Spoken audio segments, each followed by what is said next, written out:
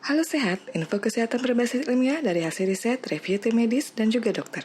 Jangan lupa subscribe.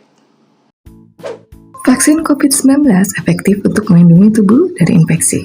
Tetapi sejumlah kecil orang yang sudah divaksin lengkap sudah mendapat 2 dosis, masih tetap bisa terinfeksi COVID-19 jika terpapar virus yang menjadi penyebab.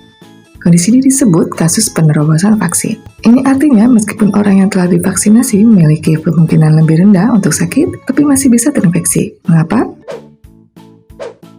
Studi berskala besar menemukan bahwa vaksinasi COVID-19 mampu mencegah sebagian besar orang terinfeksi COVID-19. Namun meskipun semua vaksin ini efektif, tidak ada vaksin yang bisa 100% mencegah terjadinya penyakit bagi semua orang. Untuk vaksin apapun, selalu ada kasus-kasus di mana penerobosan virus ini terjadi. Dengan efektivitas sebanyak 90% atau lebih, sejumlah kecil orang yang telah menerima 2 dosis vaksin COVID-19 masih tetap bisa terinfeksi dan bahkan harus dirawat rumah sakit akibat COVID-19. Ada juga kemungkinan orang yang telah divaksinasi bisa terinfeksi namun tidak menunjukkan gejala atau asimptomatik. Kebanyakan orang yang dirawat akibat infeksi COVID-19 setelah vaksinasi kemungkinan tertular tidak lama sebelum atau sesudah vaksinasi. Umumnya dibutuhkan waktu 2 minggu bagi tubuh untuk membangun perlindungan penuh setelah vaksinasi dosis kedua. Jadi orang masih bisa terinfeksi jika terpapar virus sebelum kekebalan tubuh terbangun sempurna. Sebuah penelitian menemukan bahwa 40% pasien mengalami gejala-gejala COVID-19 dalam 0 hingga 7 hari setelah vaksinasi. Sementara 19% mengalami gejala 8 hingga 14 hari setelah vaksinasi. Periode inkubasi median untuk SARS-CoV-2 adalah sekitar 5 hari. Ini artinya besar kemungkinan sebagian besar pasien tersebut tertular sebelum imunitasnya berkembang. Beberapa varian virus baru yang menyebabkan penyakit COVID-19 saat ini sudah menyebar ke berbagai negara termasuk Indonesia. Data yang tersedia saat ini menyebutkan bahwa vaksin COVID-19 yang telah diizinkan untuk digunakan di Indonesia mampu memberikan perlindungan dari sebagian besar varian ini. Tetapi masih ada kemungkinan bahwa beberapa varian tetap bisa menginfeksi pada beberapa orang meskipun mereka telah mendapat vaksinasi penuh.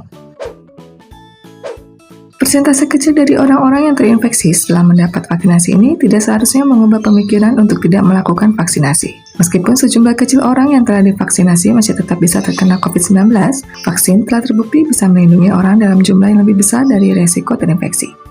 Bukti juga menunjukkan bahwa vaksinasi bisa menurunkan kemungkinan sakit parah bila memang tetap terinfeksi setelah vaksin. Memang masih ada orang yang meskipun telah menerima vaksin, tetap harus dirawat di rumah sakit bahkan meninggal akibat terinfeksi. Namun, risiko ini jauh lebih rendah untuk terjadi pada mereka yang telah divaksinasi penuh dibandingkan dengan mereka yang belum divaksinasi. Center for Disease Control and Prevention menyarankan semua orang untuk segera melakukan vaksinasi begitu ada kesempatan.